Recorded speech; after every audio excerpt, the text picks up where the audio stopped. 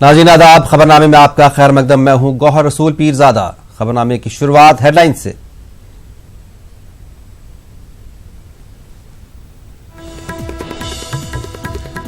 कश्मीर के ताल्लुक से वजारत दाखिला में हुई मीटिंग। अमित शाह ने आला अफसरान के साथ की मीटिंग। कश्मीर से आए कुछ सरपंच भी थे मीटिंग में मौजूद।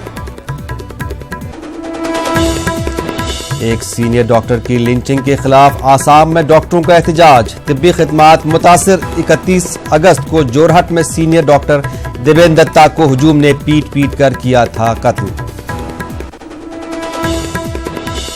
पहलू खान हुजूमी तशद्दुद मामले में SIT आज सौंप सकती है रिपोर्ट। तफ्तीश पर हुई लापरवाही के बाद सह रुकनी SIT राजस्थान हुकूमत ने दी थी तश्कील।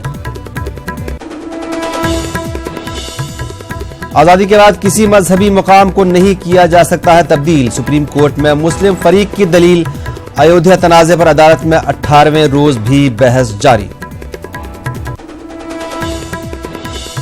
और चीन के एक स्कूल में एक शख्स ने चाकू से किया हमला। 8 बच्चे हलाक, 19 जख्मी।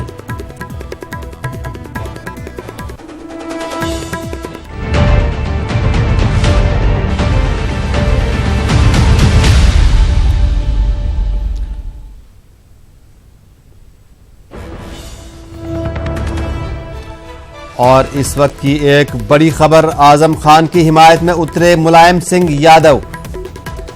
कहा, गरीबों की लड़ाई लड़ने वाले आजम खान जालिम नहीं हो सकते। मुलायम सिंह ने कहा कि चंदे और भीख मांग कर बनाई थी जौहर यूनिवर्सिटी और आजम खान के लिए सड़कों पर उतरेंगे समाजवादी पार्टी के कारकुनान। मुलायम सिंह का कहना है कि आजम खान को किया जा रहा है बेइज्जत। जरूरत पड़ेगी तो वजीर आजम से भी वो करेंगे मुलाकात। आजम खान की हिमायत में उतरे मुलायम सिंह यादव। कहा, गरीबों की लड़ाई लड़ने वाले आजम खान जालिम नहीं हो सकते। चंदे और भीख मांगकर बनाई थी जौहर यूनिवर्सिटी। आजम खान के लिए सड़कों पर उतरेंगे समाजवादी पार्टी कारकुनान। मुलायम सिंह ने कहा कि आजम खान को बेइज्जत किया जा रहा है और अगर जरूरत पड़ी तो वो वजीर आजम से भी इस मामले में मुलाकात करेंगे।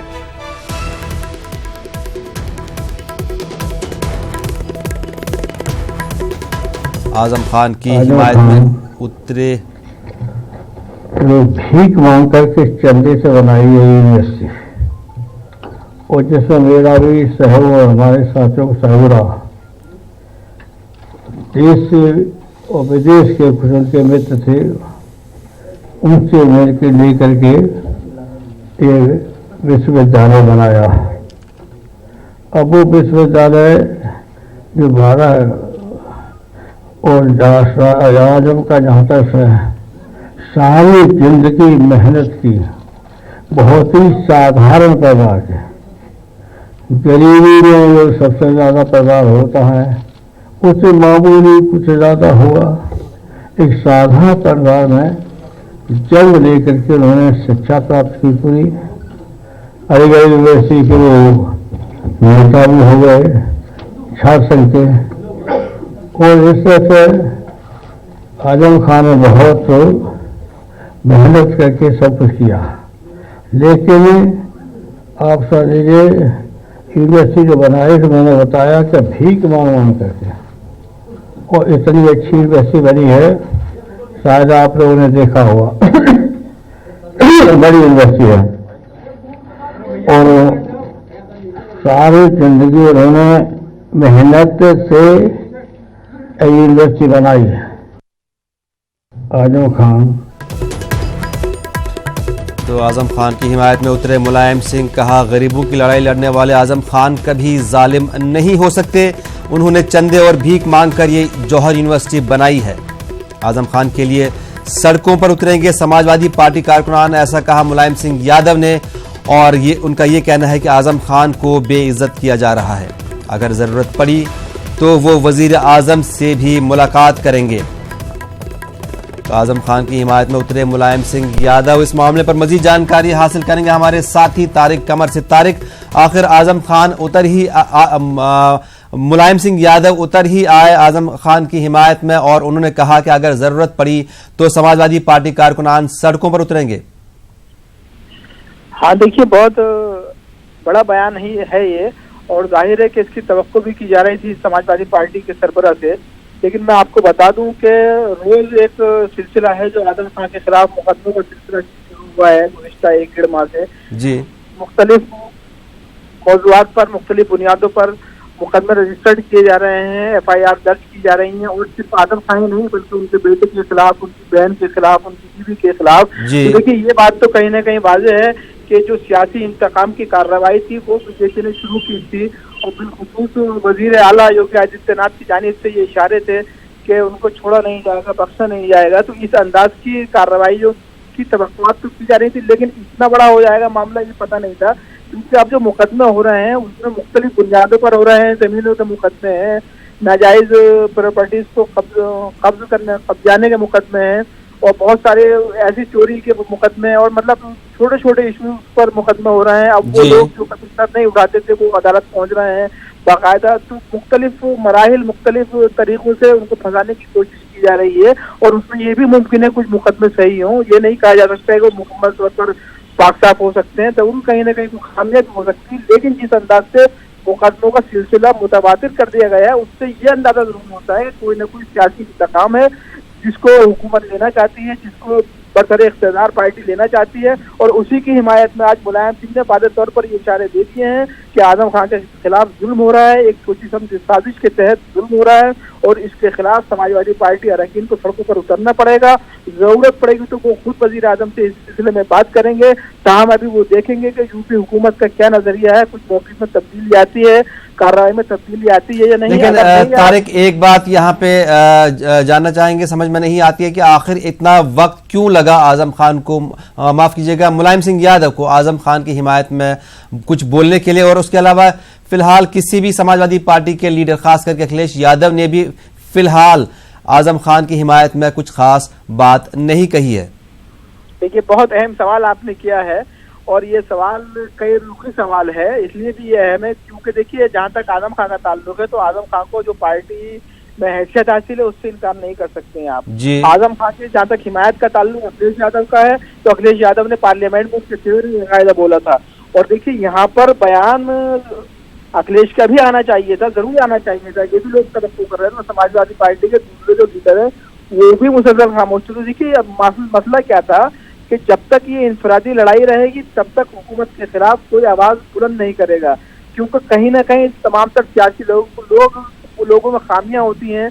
कहीं ना कहीं सब ये मानते हैं कि कोई गलती, कोई लफ्ज़ी उनसे हो चुकी है और हुकूमत इस मामले में बहुत सख्त है। हुकूमत चाहती है कि जो भी सर उठाए, जो भी जबान खोले, उसको किसी न किसी मामले में फंसा दिया जाए। तो देखिए एक कार्रवाई का सिलसिला है जिसका खौफ आम आदमी में ही नहीं बल्कि लीडरों में भी महसूस किया जा रहा है और इस खौफ से समाजवादी पार्टी के लीडर भी मुबर्रा नहीं है। तो जाहिर है कि मुलायम सिंह की आवाज उठी है तो अब ये उम्मीद करते हैं लोग कि मुलायम सिंह की आवाज उठने के बाद समाजवादी पार्टी की ज़ेली तंजीमें मुमकिन है कि सड़कों पर उतरें, ये भी मुमकिन है कि कुछ और लीडर सामने आए, ये भी मुमकिन है कि मुलायम सिंह के बयान के बाद अखिलेश खुद सामने आकर कोई बात करें या अपने तमाम तरह अरकान को मुतहर्रिक करने के लिए, तहरीक चलाने के लिए कुछ बयान दें। तो अब देखना ये होगा कि इस बड़े बयान के बाद, इस बड़ी पेशकश के बाद समाजवादी पार्टी और उसके अरकान का रुख क्या रहता है और आइंदा किस अंदाज से इसमें कुछ तब्दीली देखते हैं या नहीं देख पाते हैं। गौर यानी कि इससे ये वाज़ेह ये हो रहा है कि इस वक्त तमाम लीडरान, ज़्यादातर लीडरान अपना अपना दामन, अपना अपना चेहरा बचाने की कोशिश में लगे हुए हैं, इसलिए फिलहाल वो हुकूमत के खिलाफ कोई कुछ बयान नहीं दे रहा। बहुत शुक्रिया तारिक हमारी जानकारी के लिए। आगे बढ़ते हैं। पहलू खान केस में SIT अपनी रिपोर्ट आज सौंप सकती है। ख्याल रहे कि इस केस में निचली अदालत से मुलजिमीन को बरी किए जाने के बाद राजस्थान हुकूमत ने इस केस में अज़सर-ए-नौ जांच का हुक्म दिया था और सह रुकनी SIT तश्कील दी थी। जांच की जिम्मेदारी EIT के सुपुर्द की गई थी। टीम को 15 दिनों में रिपोर्ट देने को कहा गया था। ज़राए के मुताबिक SIT ने पहलू खान कत्ल केस की जांच में खामी पाई है। SIT के मुताबिक कई अहम शवाहिद अदालत में पेश नहीं किए गए हैं। इस मामले में मजीद जानकारी हासिल करेंगे हमारे साथी अरबाज से। अरबाज, आज SIT अपनी ताज़ा रिपोर्ट पेश करेगी, इस ताज़ा रिपोर्ट से क्या उम्मीदें हैं? देखिए, जो SIT की फाइंडिंग्स के कुछ शुरुआती रुझान सामने आने लगे हैं गौहर, और जो हालात नजर आ रहे हैं इस SIT की फाइंडिंग्स में, उसमें साफ है कि कहीं ना कहीं इस पूरे मामले को लेकर के जो नेगेटिव अप्रोच अप्लाई की गई वो बहुत नुकसान पहुंचा गई पहलू खां के इंसाफ के। और जो हालात यहाँ पैदा हुए हैं उसमें आप देखिए कि जो मोबाइल की वीडियो क्लिप है वो FSL से तस्दीक उसकी नहीं कराई गई, और जो मोबाइल पेश किया जाना था अदालत के अंदर वो पुलिस के माल खाने के अंदर झूल खा रहा था, उसे भी SIT ने बरामद कर लिया है। और यहाँ पर जो वक्त यहाँ पर मेंशन किया गया 16 घंटे बाद का, उसमें भी यहाँ पर जो दोनों तीनों चीजों में SIT को फर्क महसूस हुआ है, उसमें AM और PM का फर्क महसूस हुआ है। ये बड़ी चीज है जिसे लेकर के एक बड़ा रुख यहाँ पर अख्तियार किया जा सकता है। कल शाम से लगातार SIT तैयारी कर रही है, लेकिन अभी तक भी रुकी हुई है SIT, और उसने जो 15 दिन का उसे वक्त मुहैया करा दिया गया था, उसके बाद में आज शाम तक उसको SIT को अपनी रिपोर्ट दिए जाने के आसार जताए जा रहे हैं। लेकिन कहीं ना कहीं एक बड़ी कमी अभी भी नजर आ रही है इस पूरे मामले में, वो ये है गौर देखिए, जब अदालत कोई फैसला देती है तो तमाम गवाहों और सबूतों के मद्देनजर रखते हुए देती है। और पिछली बार जब जो 6 मुल्जिम तमाम इल्जामों से बरी हुए थे तो उस वक्त भी अदालत ने इन्हीं चीजों को मद्देनजर रखते हुए उन्हें बरी किया था।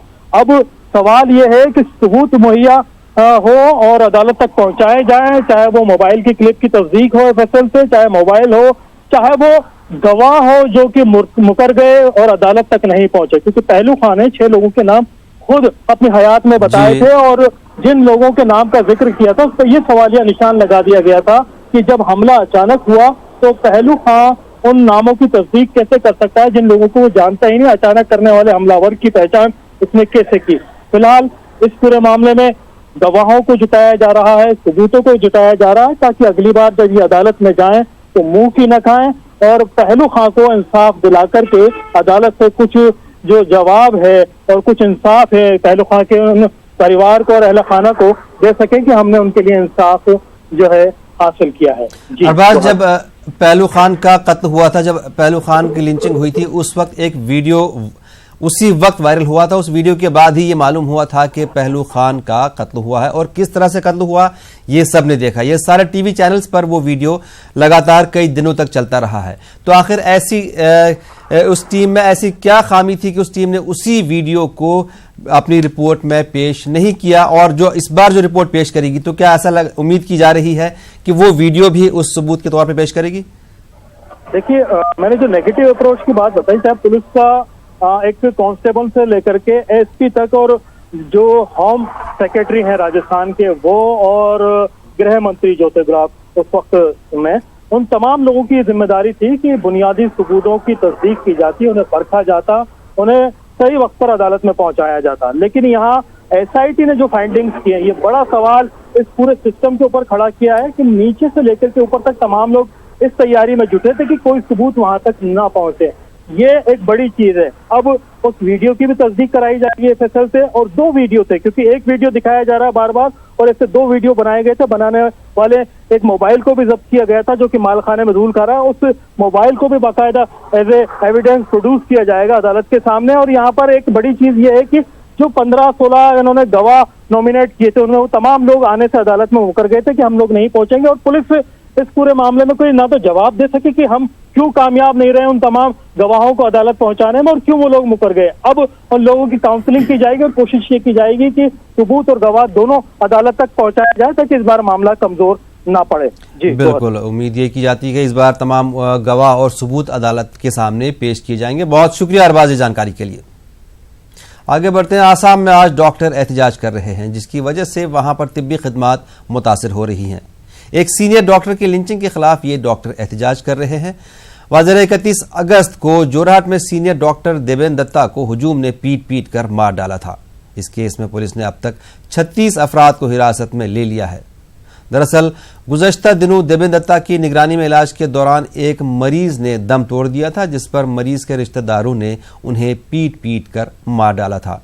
देवेंद्र दत्ता रिटायरमेंट के बाद रजाकाराना तौर पर अपनी खिदमात अंजाम दे रहे थे।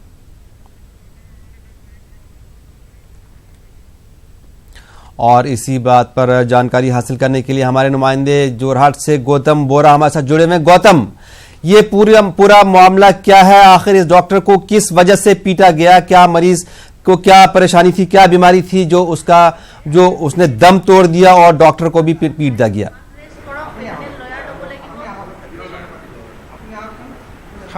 हाँ गौर, ये जो घटना हुआ था शनिवार के शाम को हुआ था। एक मरीज के मर जाने के बाद डॉक्टर डेविन दत्ता को बहुत ही बेरहमी से मार दिया गया था। और जब वह हादसा हुआ था, जो बागान का जो श्रमिक था, उन लोगों ने बहुत बेरहमी से उसको पहले मारा। उसके बाद उसको जख्म को ट्रीटमेंट करने के लिए भी नहीं दिया। एम्बुलेंस गया था, लेकिन एम्बुलेंस को भी उन लोगों ने रोक के रखा और 1.5-2 घंटे के बाद वो मेडिकल कॉलेज अस्पताल पहुंचने से पहले ही दम तोड़ दिया था। और इस बात के बाद अभी तक जोरहाट पुलिस ने अभी तक 37 लोगों को गिरफ्तार किया है। और इसके बाद जोरहाट के जितना डॉक्टर्स कम्युनिटी है, असम के जितना डॉक्टर कम्युनिटी है, सब एक साथ जोड़ के इस बात को लेकर सड़क पर आ गए हैं। वो लोग प्रतिवाद कर रहे हैं। और आज IMA के दिल्ली से कार्यकर्ता भी जोरहाट आए हैं और एक बैठक हुआ है जोरहाट में। मैं उन लोगों से जानने की कोशिश करूंगा कि अब जोरहाट में कैसा कार्रवाई करेंगे और गवर्नमेंट को क्या अपील वो लोग कर रहे हैं। कड़ी से कड़ी सजा देने के लिए जोरहाट मेडिकल कॉलेज के स्टूडेंट को लेकर सारा चिकित्सा समाज ही इस बात को लेकर सरकार को अपील कर रहे हैं कि फर्स्ट टेक कोर्ट में इसका मुकदमा जारी हो और पुलिस सख्त से सख्त कार्रवाई करे। मैं जानना चाहूँगा, हमारे साथ मौजूद है IMA दिल्ली से कार्यकर्ता। सर, जो हादसा हुआ है, आज बैठक भी हुआ है, सर आप लोग कैसे कार्रवाई करेंगे इसके ऊपर? लेकिन सबसे पहली कार्रवाई तो यही है कि इस तरीके के इंसिडेंसेस को हमें रोकना है और जो भी कल्प्रिट है उनको इस तरीके की हमने सजा दिलवाने की कोशिश करनी है, जिससे कि आगे दोबारा कोई भी आदमी इस तरीके की काम करने से पहले, इस तरीके के अटैक करने से पहले 10 बार सोचे कि इसका हश्र क्या होगा। तो हमारा रिक्वेस्ट सबसे पहले सेंट्रल गवर्नमेंट से चल रहा था कि वो एक सेंट्रल लॉ लेके आए जिसमें इस ऑफेंस को नॉन बेलेबल बना दिया जाए। और अगर इस तरीके का इंसिडेंस होता है जो यहाँ पर हुआ है, उसके हिसाब से ये बेलेबल नॉन बेलेबल की बात ही नहीं है। It should be taken as a murder, it should be taken as a murder और उसको उसी तरह से ट्रीट करना चाहिए। तो हमारा जो सपोर्ट है जोरहाट को और सारे आसाम के डॉक्टर्स को, जो ऑल इंडिया लेवल के ऊपर अगर इस पे कोई एक्शन नहीं होता है तो डेफिनेटली हम लोग ऑल इंडिया बेसिस पे इसका प्रोटेस्ट करेंगे। और हमारे प्रेसिडेंट और सेक्रेटरी दोनों ने ये डिसीजन लिया हुआ है कि इस पे एक्शन जल्द से जल्द होना चाहिए, otherwise all India action will be taken against such kind of assault on doctors. We are treating patient, we want to treat patient. हमने उनकी मदद करनी है, ना कि इसलिए कि हमें ही खत्म कर दिया जाए। अगर आप हमें खत्म कर दोगे तो आने वाली जनरेशन में इलाज करने के लिए किसी को बचेगा। तो सबको ये सोचना है कि डॉक्टर्स पे अटैक कितना नुकसानदेह उनके लिए और कम्युनिटी के लिए है। और गौर, न्यूज 18 असम नोटिस को एक बात पता चला है कि जिस दिन ये हादसा हुआ था, जिन लोगों ने डॉक्टर देवेन दत्ता के ऊपर ये मारा था, उनको हत्या की थी, वो लोग तब दारू पी के बिल्कुल तल्ली थे और इसकी वजह से है ये कांड हुआ था। ये बात बताया गया है। वो जो जस्मीन गवाह था, उन लोगों ने न्यूज 18 नेटवर्क को ये बात बताया है। और अभी पुलिस ने जो 36 लोगों को गिरफ्तार किया है, उन लोगों से भी पूछताछ जारी है। और इसके अलावा आज से करीबन 3-4 महीने पहले जोरहाट और गोलाघाट में भी ऐसा हादसा हुआ था कि दारू पी के 150 से भी ज़्यादा लोगों की मौत हो गई थी। वो भी चाय बागान के कर्मचारी थे। और इस बात को लेके 26 घंटे को लेके जोरहाट में जो चिकित्सा सेवा है वो बिल्कुल बंद हो गई है। सिर्फ इमरजेंसी सेवाएं जारी हैं, सिर्फ सरकारी अस्पताल में। और आज भी जोरहाट के लेकर असम में सारा चिकित्सा सेवाएं बंद कर दी गई है डॉक्टर ने। और जो प्राइवेट चैम्बर है, जो अस्पताल है, बेसरकारी जो अस्पताल है, वहाँ पर भी सिर्फ इमरजेंसी सेवाएं ही उपलब्ध है। मैं फिर जानना चाहूँगा सर आपसे कि सख्त से सख्त कार्रवाई लेने के लिए गुजारिश किया गया है सरकार से, लेकिन सरकार की तरफ से अभी तक कोई मतलब उन लोगों ने नहीं बताया कि क्या कार्रवाई करेंगे। हमारे national president doctor Shantanu Sen आज रात को यहाँ पहुँच रहे हैं। कल सुबह सब लोकल प्रेसिडेंट्स और स्टेट प्रेसिडेंट्स के साथ मीटिंग करके और उनके जो डॉक्टर देवेन दत्ता जिनकी डेथ हुई है, उनके घर जाके सब सिचुएशन को देखते हुए ये डिसीजन लिया जाएगा। और हमारी IMA की एक्शन कमेटी की मीटिंग 6 तारीख को हो रही है और ये सबसे बड़ा एजेंडा यही होगा, top most agenda action committee में। और उसमें डिसाइड किया जाएगा कि क्या जो है, अगर सरकार एक्शन नहीं लेती है तो हमें आगे क्या करना है। और हम ऑल ओवर इंडिया इसका प्रोटेस्ट करेंगे और सरकार को ये मजबूर कर देंगे कि वो जल्द से जल्द इनका एक्शन लेना चाहिए। ये प्री प्लान्ड मर्डर है और जो हमें पता लगा है कि जैसे डॉक्टर दत्ता को मारा गया है, ये बहुत ही हेनियस क्राइम है। कोई भी सेन सोसाइटी जो कि लोगों का कुछ दिमाग है, जो सिविलाइज सोसाइटी है, वो ऐसा काम ना करेगी, ना टॉलरेट करेगी। और हमें यही सरकार को कहना है कि एक्शन जो है उसके ऊपर जल्द से जल्दी होना चाहिए और वो उनको जो है they should be brought to the books. Sir, 2 दिन के लिए जोरहाट में चिकित्सा सेवाएं बंद कर दी गई हैं डॉक्टर के द्वारा। अगर इसके बाद भी सरकार सख्त से सख्त कार्रवाई नहीं करते हैं तो शायद इमरजेंसी सेवाएं भी बंद हो सकते हैं क्या? देखिए, इमरजेंसी सेवाएं बंद करना हमारे फितरत में नहीं है। हमारा मेडिकल प्रोफेशन, हमारे एथिक्स ये नहीं कहते हैं कि जो लोग असहाय हैं, जो लोग गरीब हैं और जिनको ये दवा की और इलाज की ज़रूरत है, उनको तंग किया जाए। पर अगर ऐसे ही एक्शन होते रहे तो सोचना पड़ सकता है। ये ज़रूरी नहीं है कि नहीं होंगी। ये हमारे एक्शन कमेटी जो है 6 तारीख को इसके ऊपर जो भी प्लान्ड एक्शन होगा वो ज़रूर है, क्योंकि इस देश का मामला है। हमारे 3.5 लाख डॉक्टर्स हैं ऑल ओवर द कंट्री जो कि मेंबर हैं IMA के। ये वो डिसाइड करेंगे कि क्या हमें आगे फर्दर एक्शन लेना है।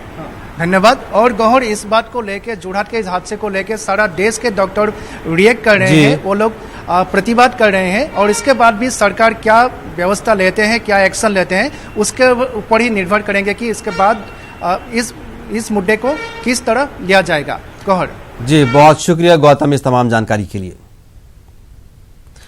अयोध्या तनाज़े पर अदालत में 18वें रोज भी बहस जारी है। मुस्लिम फरीक की जानिब से राजीव धवन दलील पेश कर रहे हैं। राजीव धवन ने बहस के दौरान कहा कि हिंदू फरीक का दावा है कि राम की पैदाइश बीच वाली गुंबद के नीचे हुई थी, जबकि मुस्लिम फरीक का कहना है कि आप ये कैसे कह सकते हैं कि राम इसी गुंबद के नीचे पैदा हुए थे।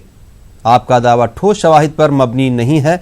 धवन ने मजीद कहा कि अगर ये मान भी लें कि राम का जन्म वहीं हुआ था तो परिक्रमा का दावा करने का क्या मतलब।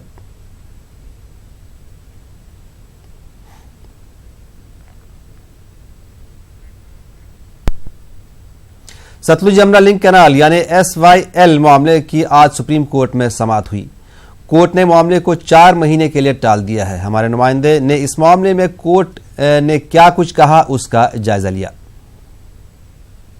मामले पर सुप्रीम कोर्ट में अहम सुनवाई हुई। सुनवाई के दौरान सुप्रीम कोर्ट का एक बड़ा ऑब्जर्वेशन, सुप्रीम कोर्ट ने यह कहा कि हम ये चाहते हैं कि इस समस्या का समाधान जल्द से जल्द हो। वहीं केंद्र सरकार की तरफ से अटॉर्नी जनरल सुप्रीम कोर्ट में पेश होकर उन्होंने कहा कि वो दोनों राज्य सरकारें यानी कि हरियाणा और पंजाब के संपर्क में हैं, लिहाजा इस समाधान को कंप्लीट करने के लिए उन्हें 3 महीने का समय दिया जाए। सुप्रीम कोर्ट ने केंद्र सरकार के वकील अटॉर्नी जनरल से यह कहा कि हम आपको 3 महीने के बजाय 4 महीने का समय देते हैं, लेकिन जब भी आप सुप्रीम कोर्ट में अब आए इस पूरी समस्या का समाधान लेके आए। वहीं हरियाणा सरकार ने सुप्रीम कोर्ट में अपनी दलील देते हुए ये कहा कि वो ये चाहते हैं कि इस पूरे मामले में सुप्रीम कोर्ट एक टाइमलाइन तय करे ताकि इस टाइमलाइन के तहत इस समस्या का समाधान हो। अनंत काल तक सुप्रीम कोर्ट में इस मामले की सुनवाई ना चले।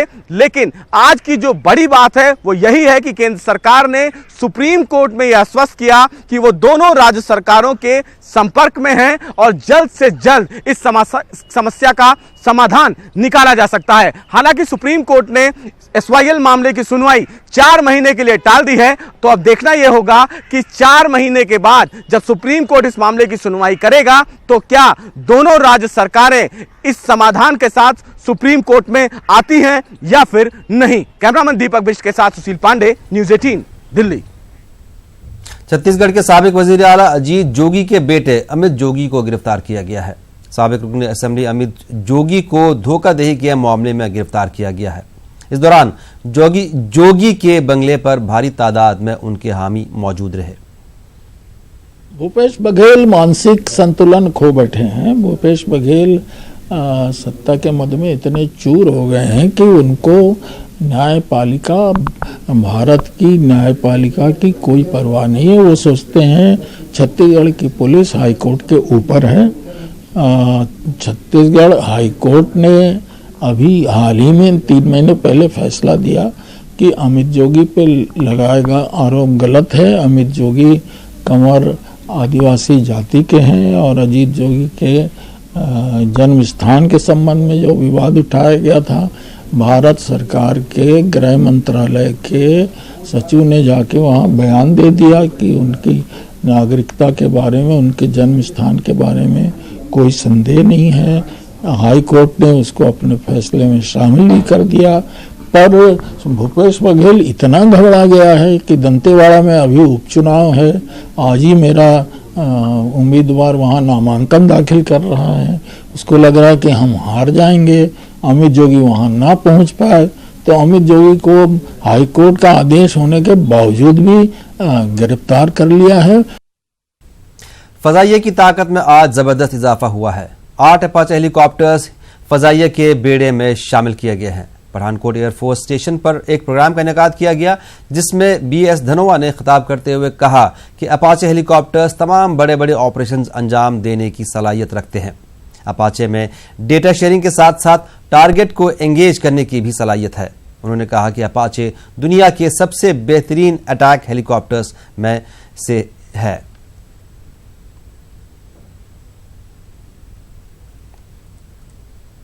Helicopter is an advanced multi-mission helicopter that is being operated worldwide by the United States, United Kingdom, Israel and many number of countries. The platform has been flying since the beginning of 80s and has proved itself an operational success across the globe. It's one of the most fierce attack helicopters in the world, along with the capability to shoot, fire and forget anti-tank guided missiles, rockets and other arms.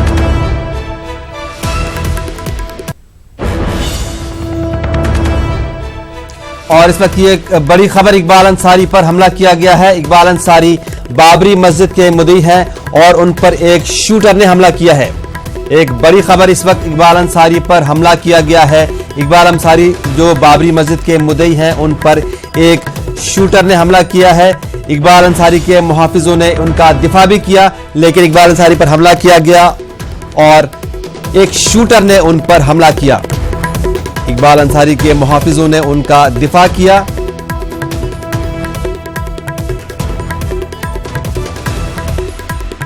इस वक्त ये बड़ी खबर, इकबाल अंसारी पर हमला किया गया है। बाबरी मस्जिद के मुद्दई इकबाल अंसारी पर एक शूटर ने हमला किया।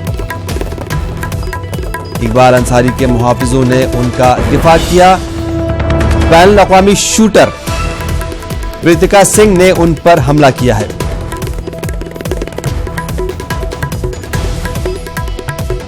इकबाल अंसारी पर बैनुल अक़वामी शूटर रितिका सिंह ने हमला किया है। हालांकि इकबाल अंसारी के मुहाफिजों ने उनका दिफा किया है।